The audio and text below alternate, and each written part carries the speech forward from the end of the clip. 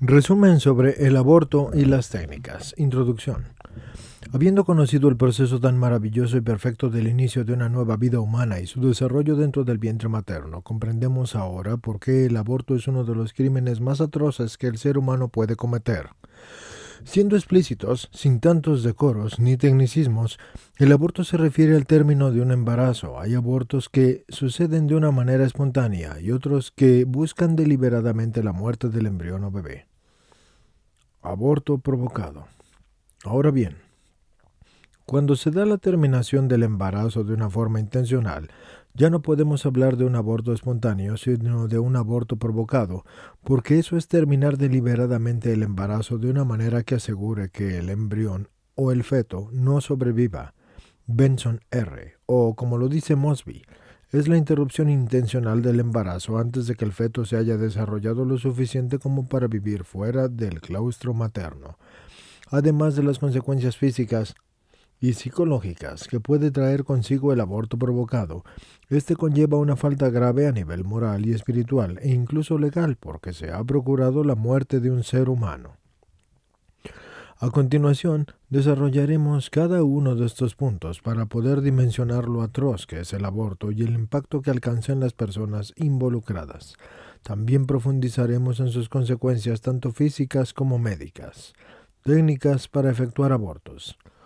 Tristemente, a lo largo del tiempo se han desarrollado distintos métodos para efectuar abortos y cada uno de estos muestra lo inhumano que puede ser el llegar a ser el hombre con tal de impedir una vida, y no solo por el simple hecho de que atenta directamente contra la vida del que no ha nacido, sino por la forma en la cual lo hacen.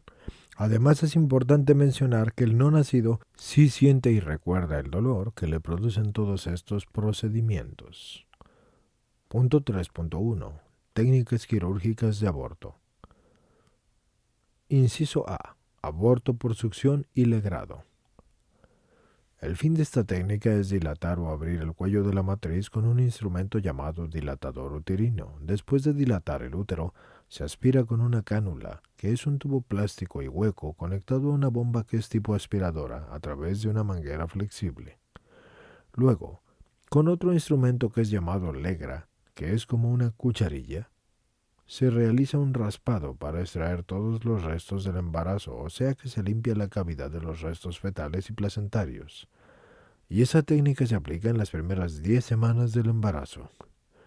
Inciso B. Aborto por dilatación y curetaje.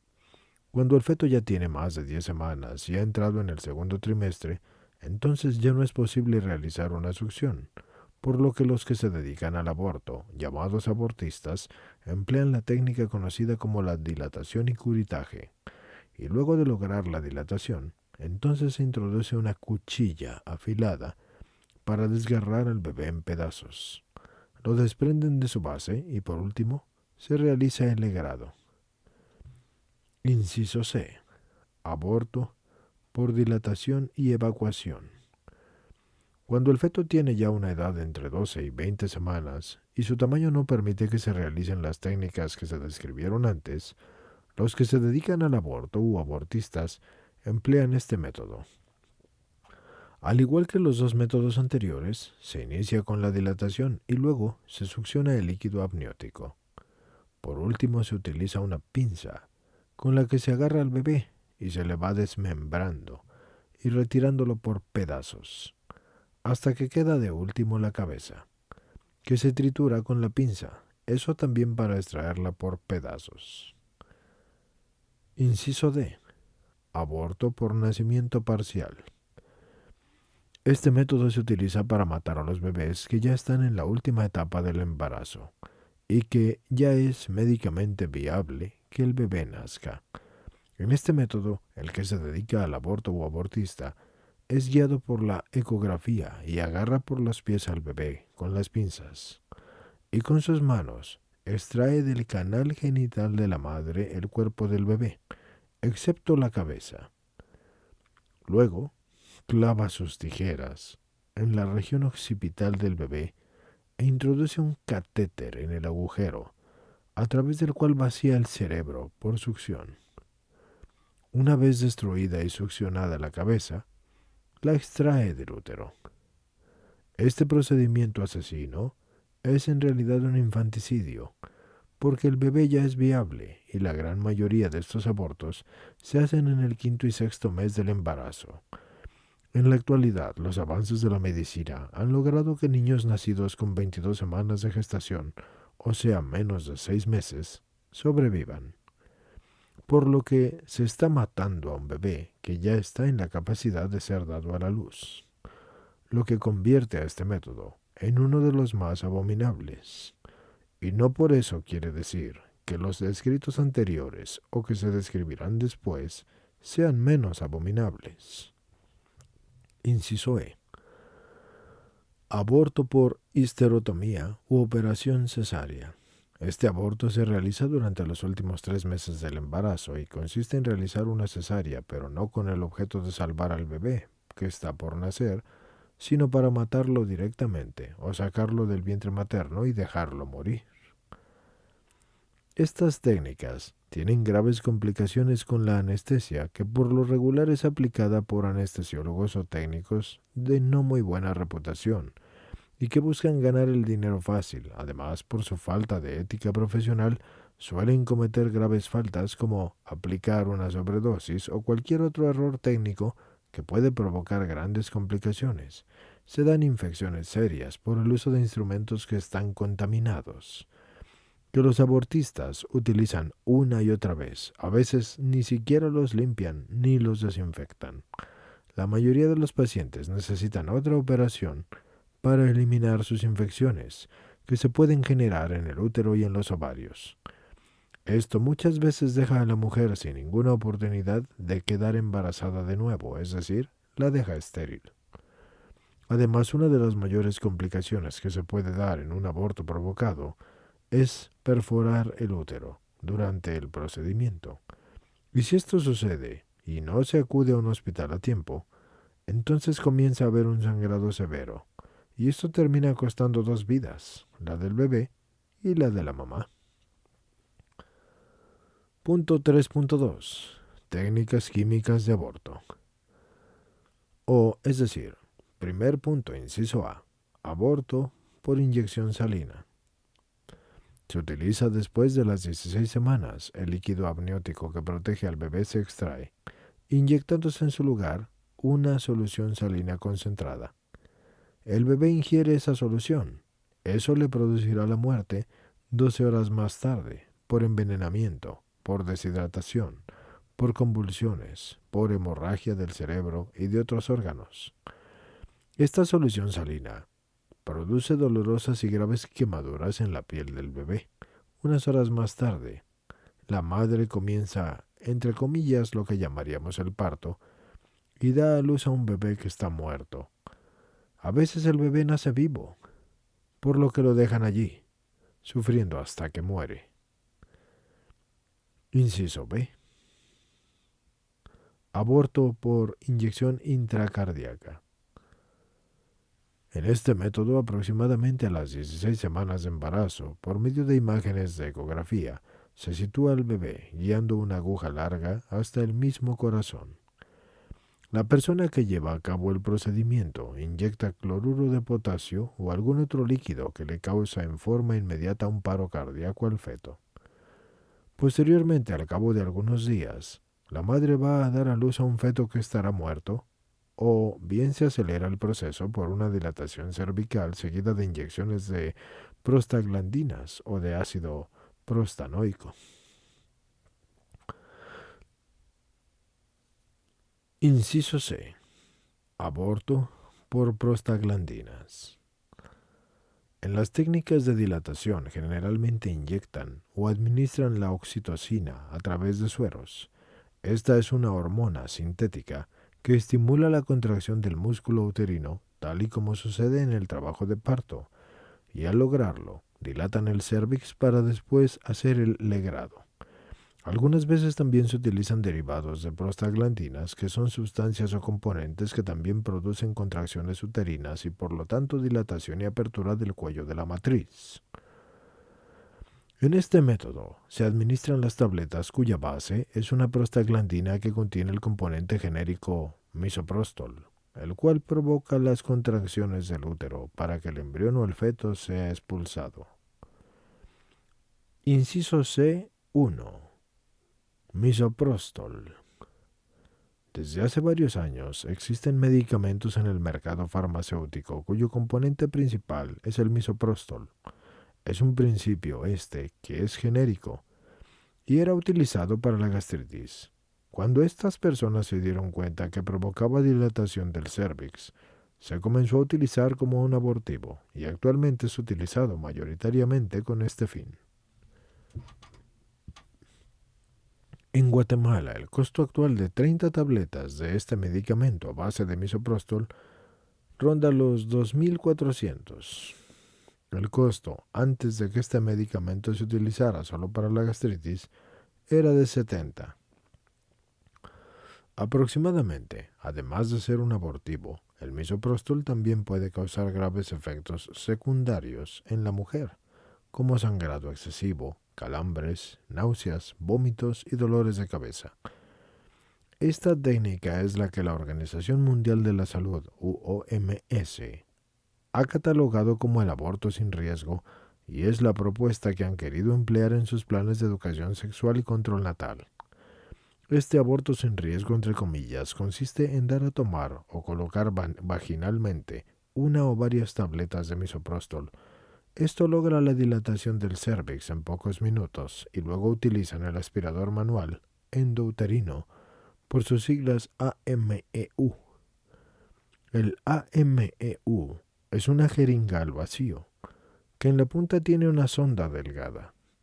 Cuando se ha logrado dilatar el cérvix, se introduce en el útero, se aspira el feto, que en ocasiones llega a tener hasta 14 semanas.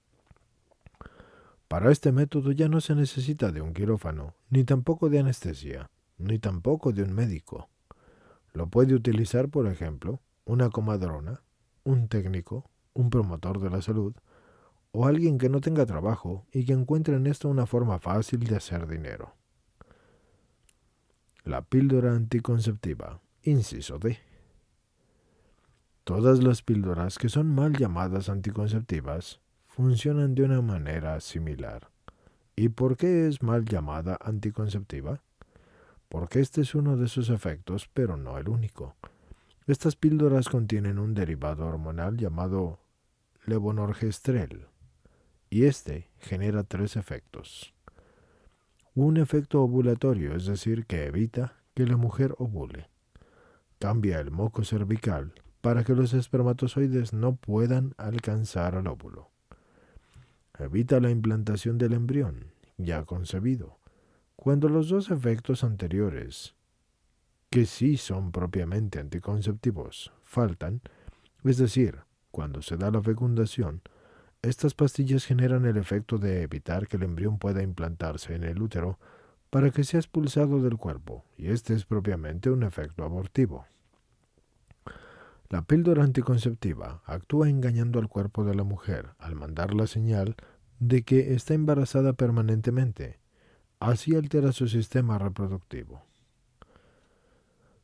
Si del 3% al 5% de las mujeres que toman esta píldora reportan embarazos, entonces, ¿cuántas más van a estar teniendo ovulaciones?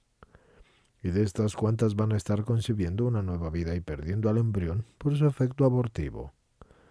Este efecto es debido a los cambios bioquímicos en los niveles de las interleuquinas, que son moléculas necesarias para la implantación. Wilkes J. The Impact of the Pill, Ethics in Medicine, 2000. Los riesgos en la mujer causados por la píldora debido a la progesterona y el estrógeno sintético son múltiples, según la doctora Angela Lanfranchi, presidenta del Instituto de la Prevención del Cáncer de Mama. Algunas maneras en las que la píldora puede matar a la mujer son: en primera instancia es que hace que la sangre se coagule, pudiendo hacer que se formen coágulos en el cerebro o desplazándose estos de las piernas a los pulmones. Segunda instancia es que facilita la contracción de infecciones letales, como el virus del papiloma o el virus de la inmunodeficiencia humana o SIDA. Causan cáncer. La píldora pertenece al grupo A de los cancerígenos y es alta en probabilidades cancerígenas para los seres humanos. Cáncer de pecho, cervical, de hígado o de acuerdo con la Agencia Internacional de la Investigación del Cáncer de las Naciones Unidas. En 2009, Dole indicó un 320% del aumento del riesgo de la cáncer triple negativo en mujeres que tomaron esta píldora, que esa es la variedad del cáncer de pecho más difícil de tratar y más mortal. Lanfranchi Angela, la píldora mata, Breast Cancer Prevention Institute, 2012.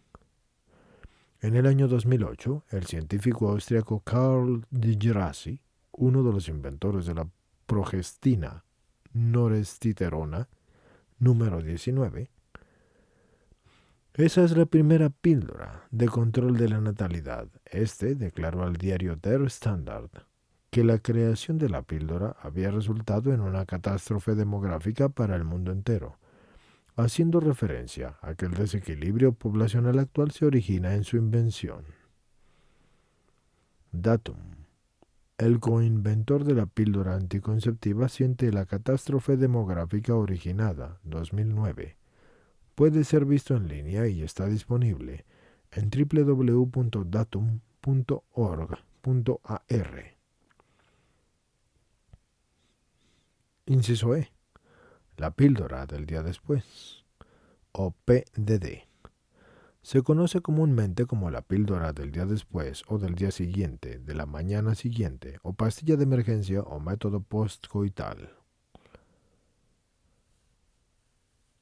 Se utiliza dentro de las 72 horas siguientes a una relación sexual, y esto para evitar el embarazo. Al igual que el implante y la inyección anticonceptiva, utilizan los mismos métodos que la píldora anticonceptiva, pero en dosis de hormonas sintéticas mucho mayores. Al contener dosis más altas de estrógeno sintético y de progesterona sintética, aumentan considerablemente los riesgos y las consecuencias físicas en la mujer. Lamentablemente estas píldoras están al alcance de cualquier persona, inclusive niñas y adolescentes, porque se venden en cualquier farmacia o droguería o almacén de cadena a nivel nacional. Es importante saber que si estas pastillas son usadas cada vez con mayor frecuencia, su efectividad anticonceptiva va disminuyendo en la misma medida, por lo que las probabilidades de que puedan generar un aborto son cada vez mayores, y esto sin que la madre se entere. Inciso F. La RU 486. Su nombre se debe a que el laboratorio Russell U. Claff, en el número de proyecto de investigación 38486, produjo este fármaco. Esta droga imita la progesterona, la hormona que da la señal para que el útero se vuelva receptivo al embrión, es decir, óvulo fecundado. Es decir, que la RU 486 contiene una progesterona análoga, es decir, impostora, que se enchufa en los receptores de la progesterona del útero, pero que no entrega el mensaje que la progesterona natural sí transmite. A estas hormonas impostoras se les llama generalmente antihormonas. Una vez que esta antihormona ha ocupado los receptores de la progesterona, al blastocito, es decir, el embrión, cuando está en el proceso de implantarse en el útero de su madre, se le va a negar la implantación porque la placenta, que es la fuente del alimento y el oxígeno, no se logra adherir al endometrio. Entonces ese blastocito sencillamente va a morir y es expulsado al cabo de varios días. Sin embargo, para obtener una alta eficiencia abortiva, la RU 486 se utiliza conjuntamente con una prostaglandina, que es usualmente un misoprostol, que prepara al útero para expulsar al bebé que no ha nacido. De hecho, la RU 486 tiene una eficacia del 80% cuando se utiliza sola, y alrededor del 95% cuando es acompañada de 1 o 2 inyecciones posteriores de prostaglandinas. Es importante darse cuenta de que los mecanismos de acción de la RU486 y de las prostaglandinas funcionan para matar a los niños que no han nacido en las 7 primeras semanas del embarazo. Es decir, que puede actuar antes y después de la implantación. Los efectos más recurrentes que se han registrado por el uso de este fármaco son las hemorragias vaginales de hasta 2 semanas de duración, lo que conlleva dolor abdominal, calambres, náuseas, vómitos, fatiga, consecuencias cardiovasculares, retención del feto ya muerto y, en el peor de los casos, sí, la muerte de la madre. Por todas estas razones, la RU486 se restringe únicamente a uso hospitalario y no se puede utilizar como abortivo, aunque tristemente la realidad es que sí se utiliza para este fin. Lamentablemente estas píldoras siempre estarán al alcance de cualquier persona, al menos en la actualidad. Inciso G. El dispositivo intrauterino o DIU. Dentro de esta gama de dispositivos se encuentra la T, de cobre, y el anillo, los cuales se introducen en el útero de la mujer para obstaculizar la fecundación, es decir, los DIU. También contienen progesterona sintética y actuando química y mecánicamente para impedir así la anidación del óvulo que ya ha sido fecundado en el útero. Esto constituye un efecto abortivo. Así prensa, efectos abortivos de algunos anticonceptivos, puede ser visto en línea y está disponible en asiprensa.com. El efecto abortivo, que es generado químicamente, se produce a causa de la aceleración en el transporte del óvulo fecundado a través de las trompas. Al llegar al útero, sin estar capacitado éste para recibir al nuevo ser y continuar con su desarrollo, lo expulsa.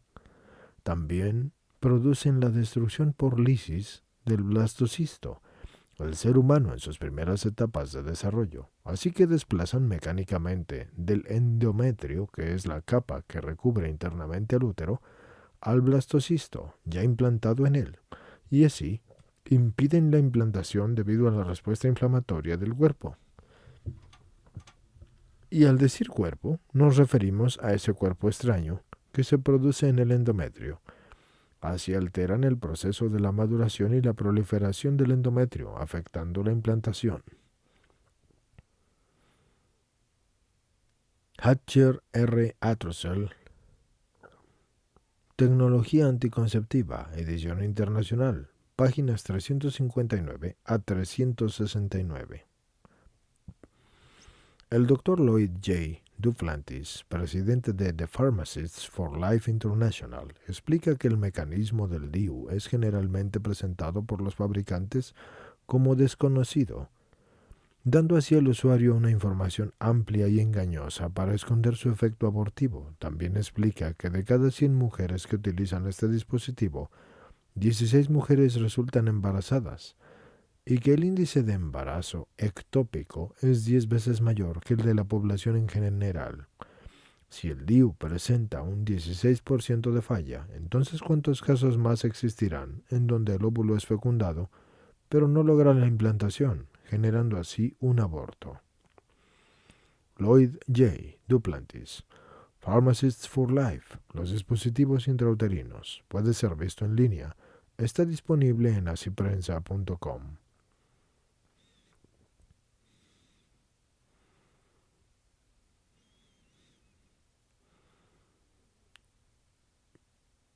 En 1960, el mecanismo no era claro, pero con el avance del conocimiento, esta acción ha sido mayormente dilucidada.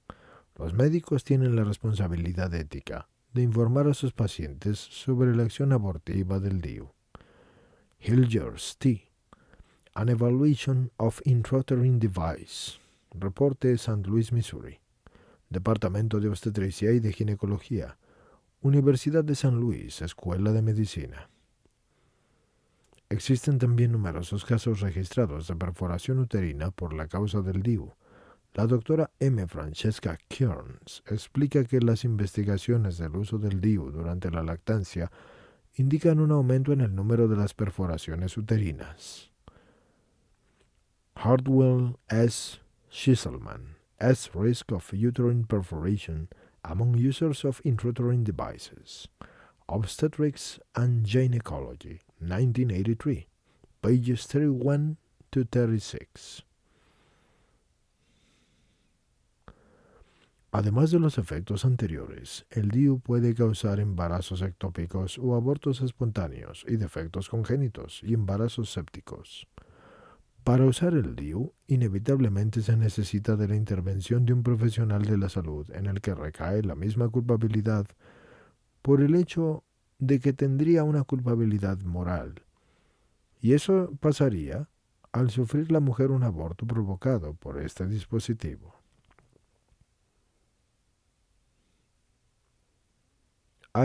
Norplant. Este es un inyectable de progesteronas o progestágenos, un derivado de la progesterona que tiene un efecto abortivo. Es un implante subcutáneo que se introduce en el brazo de la mujer haciendo una incisión de unos 15 centímetros por encima del codo para introducir 6 cápsulas en forma de abanico. Estas cápsulas van liberando gradualmente el mismo derivado hormonal que el de las pastillas del día después, es decir, levonorgestrel, por lo que tiene los mismos efectos que las PDD, el inhibir la ovulación, el espesar el moco cervical, y si se dio la concepción, alterar al endometrio para que el embrión no se pueda implantar. Su tasa de efectividad real es la más alta de todas, 99%, por lo que podríamos deducir que la mayoría de las mujeres que han utilizado este método han tenido un aborto y como mínimo, y nunca se han enterado. Y mientras más frecuente hayan sido las relaciones sexuales, más aumenta la probabilidad de que se haya fecundado un óvulo, que luego por los efectos del inyectable es expulsado del cuerpo de la madre sin que ésta ni siquiera se haya dado cuenta. Los riesgos del Norplant son mucho mayores que los de una píldora, que sea anticonceptiva, pues la dosis hormonal es desproporcionalmente mayor y a esto se suma el hecho de que una vez implantado no se puede detener los efectos colaterales causados, además de los riesgos. Y nos referimos a los riesgos correspondientes a la intervención quirúrgica al implantarlo y retirarlo. Este procedimiento resulta muy difícil porque los dispositivos se recubren de tejido fibroso y se integran gradualmente en el brazo. En la India y en otros países donde hay mucha pobreza, organismos que han introducido este mecanismo como la USAID y Salud Familiar Internacional han llegado a sobornar a las mujeres para su implante y les dan instrucciones de no informar de sus efectos secundarios. Cuando muchas de las mujeres empiezan a experimentar los efectos colaterales y a enfermarse y han solicitado que se les extraiga el implante, los médicos de esas instituciones se niegan bajo la amenaza de que tendrían que devolver el importe del implante, que es de un alto costo. Ante este panorama, muchas de ellas no logran que se les retire y terminan sufriendo los daños que nunca fueron reportados en los informes clínicos. Los efectos adversos más recurrentes que experimentan estas mujeres son la irregularidad en los ciclos menstruales, migrañas, aumento de peso, depresión, acné, cólicos abdominales. Y eso por decir pocos.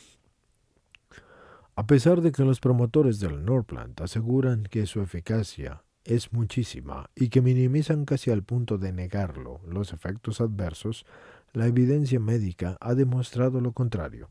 De hecho, la empresa American Home Products, fabricante de Norplant, en mayo de 1999 reconoció que el producto sí es peligroso e incluso propuso un acuerdo extrajudicial a las casi 40,000 mujeres que lo demandaron por los efectos colaterales del mismo. Noticias Globales, USA y Reino Unido reconocen los daños causados por el Norplant y puede ser visto en línea en www.noticiasglobales.org. Estas mujeres a la empresa fabricante le entablaron 3.732 juicios colectivos a nivel nacional por haber sufrido daños de diversos tipos que no fueron advertidos por los laboratorios. Inciso I. Implanon. Es un pequeño tubo flexible que contiene progesterona sintética y se inserta bajo la piel, como el Norplant, pero este no contiene estrógeno, Su efecto puede durar hasta 3 años y provoca los mismos efectos en la mujer que la píldora anticonceptiva. Algunos efectos secundarios de este implante son la trombosis en las piernas, en los pulmones, en el cerebro, en el corazón y en los ojos. El acné, las alteraciones en la menstruación, al igual que los anticonceptivos anteriores, cambios de ánimo, depresión, cáncer de seno, dolores de espalda y de estómago, dolor de senos, embarazos ectópicos, estos cuando ocurren fuera del útero, y que pueden causar sangrados internos severos o hasta la muerte. Infecciones virales tales como los resfriados, dolores de garganta, sinusitis, síntomas similares a los de la gripe. Presión arterial alta, problemas de vesícula, quistes ováricos, tumores de hígado, sangrado irregular e impredecible, vaginitis, y es decir, inflamación de la vagina.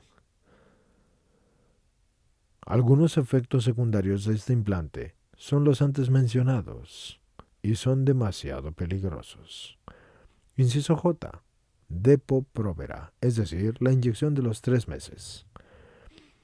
Actuando con los mismos componentes que la píldora, se han registrado los siguientes efectos secundarios: mal funcionamiento o enfermedad del hígado, retrasos largos e impredecibles del regreso de la fertilidad, anormalidades genitales intrauterinas, masculinas o femeninas en el feto, durante el primer trimestre del embarazo, tumores malignos del seno, dolor e inflamación y sangrado de los pezones, osteoporosis, parálisis, posibilidad de cáncer cervical y probables problemas psicológicos, convulsiones, problemas de visión, trombosis retinal, escleroderma, serias alteraciones de ciclos menstruales, dolor severo abdominal, pequeño deterioro de la tolerancia a los carbohidratos, taquicardia, tromboflebitis, hiperplasia endometrial, quistes vaginales, varices, trombosis de venas, y eso por mencionar unos pocos.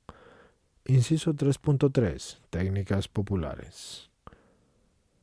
En los países en que está prohibido el aborto, como es el caso de Guatemala, estos se efectúan clandestinamente por personas sin mayores conocimientos médicos, como las comadronas, por ejemplo, que utilizan métodos conocidos como técnicas populares. Una de las más utilizadas es colocar una sonda o un tipo de vendaje contaminado en la vagina. Esta contaminación provoca infecciones a nivel vaginal, luego uterinas y después infecta al bebé. La reacción en cadena de estas infecciones provoca que el cuerpo de la madre termine expulsándolo, provocando así el aborto.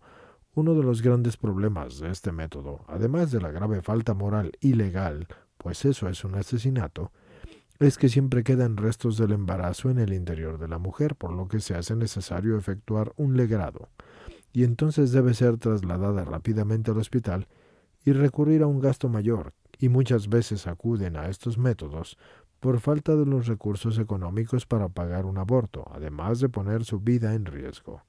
La región primera de la que vamos a tratar es Asia. En cantidad de millones se han producido 27,3 abortos. África. En cantidad de millones, 6,4 abortos. América Latina. En cantidad de millones, 4,4 abortos. Europa. En cantidad de millones, 4,2 abortos. Norteamérica. En cantidad de millones, 1,4 abortos. Y Oceanía o Australia, en cantidad de millones, 0,1 abortos. Las cifras de las que estamos hablando no son solamente números, son seres humanos que no se pudieron defender. Células madre. Cualquier óvulo fecundado es un ser humano llamado embrión. Utilizar a estos seres humanos para experimentos es utilizar humanos en experimentos y negarles la posibilidad de vivir. No es lícito bajo ninguna circunstancia utilizarlos. Antes de contestar esta pregunta es necesario profundizar en la valoración moral de la obtención de células madre, ya sea por la clonación o por embriones obtenidos por fecundación in vitro. Aquí se presentan dificultades tanto científicas como éticas. Inciso A. Dificultades científicas. Hay manipulación artificial. No es lo mismo la manipulación de órganos y tejidos que la de un embrión humano. La obtención del embrión humano pasa por muchas pruebas, fracasos y abortos, y por ahora No se logra su maduración y crecimiento más allá de su etapa de blastocisto, correspondiente aproximadamente al quinto día. En la clonación de la oveja Dolly, obtenida por Jan Wilmot en 1996, tuvieron que ser fecundadas 277 óvulos, con los consiguientes fracasos, de tal manera que se dieron muchos abortos de los embriones de esta especie animal. Lo mismo sucede en el caso de la obtención de embriones humanos que son clonados, aunque no sea con una finalidad reproductiva, sino terapéutica o para investigación científica. En el caso de la fecundación in vitro, se logran algunos embriones no utilizados que o se desechan y abortan o son poco manejables al igual que las células madre. La mujer sufre físicamente por la complejidad de los procedimientos, como el de la sobreestimulación, y por los abortos espontáneos de los embriones que logran implantarse pero que no llegan hasta el nacimiento. Inciso B. Implicaciones éticas.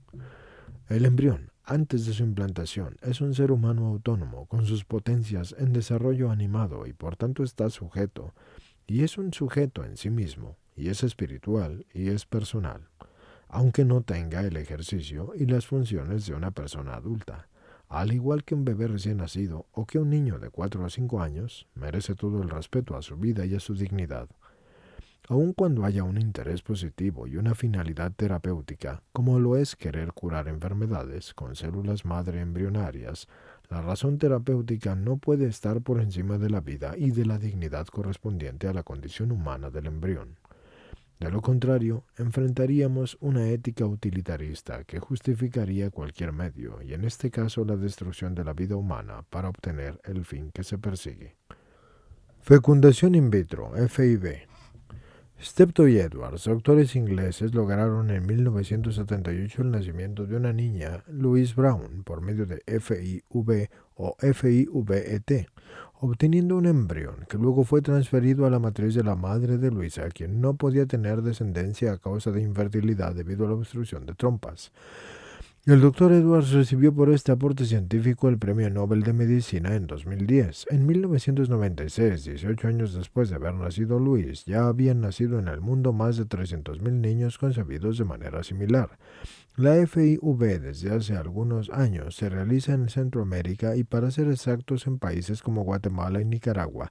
Este mecanismo es abortivo porque se toman varios óvulos y se fecundan, y el resultado son varios embriones o seres humanos.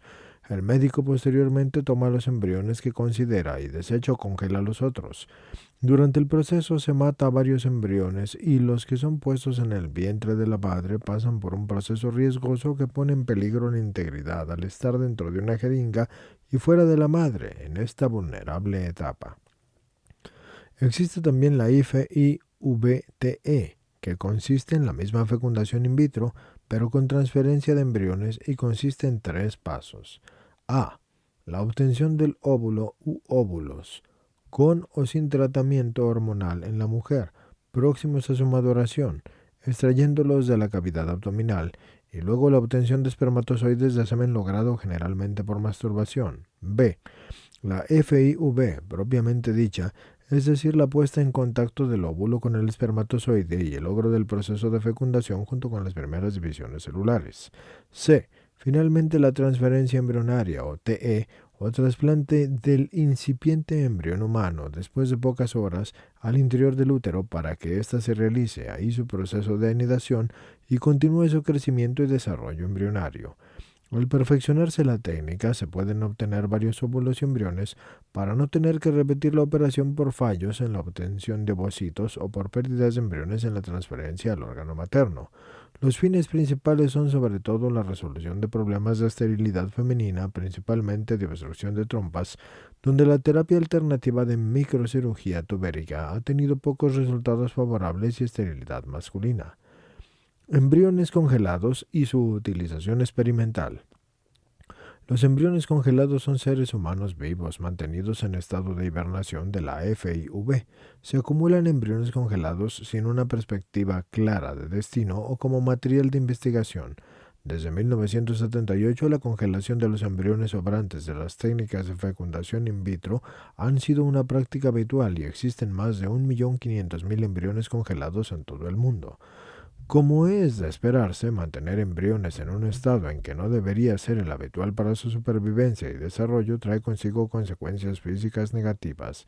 Las clínicas de fecundación in vitro señalan que la tasa de supervivencia embrionaria tras la descongelación oscila entre el 50% y el 70%. Sin embargo, la tasa de anidación posterior a la descongelación es mucho más baja. Se han obtenido tasas de anidación de 4 al 7%. Inseminación artificial. Consiste en depositar espermatozoides en los genitales internos femeninos para lograr el embarazo prescindiendo del acto sexual, ya sea porque este es imposible o porque se pretende mediante un procedimiento técnico facilitar el proceso de fecundación. Y esta técnica es más antigua que la FIVET, porque en 1785 el francés Tourette logró la primera inseminación artificial exitosa en su propia esposa. En 1884 el también francés Pancoast logró la primera inseminación artificial con semen de un donante exitosa. En la actualidad, debido a la inseminación artificial, se han creado los bancos de semen, donde se mantiene congelado el semen para que no pierda su capacidad fecundante, y con ello logran una mayor difusión de la inseminación artificial con semen del cónyuge, o inseminación artificial cónyuge, o IAC, como de la inseminación artificial con semen de un donante distinto del cónyuge, o IAD, y sobre todo de esa última opción. El porcentaje de éxito de la IAD está alrededor del 60% y el de la IAC, en el porcentaje de embarazos obtenidos, se sitúa en el 25%. El procedimiento consta de 2 pasos. La obtención del semen y el procedimiento más sencillo y que da mejores resultados es la masturbación. El semen se congela en los bancos de semen a temperaturas de hasta 196 grados centígrados. Cuando es necesaria su utilización, se realiza el proceso de descongelación. La inseminación es la introducción del semen en el interior de las vías genitales de la mujer durante los días de ovulación. Valoración moral de la fertilización in vitro e inseminación artificial homóloga.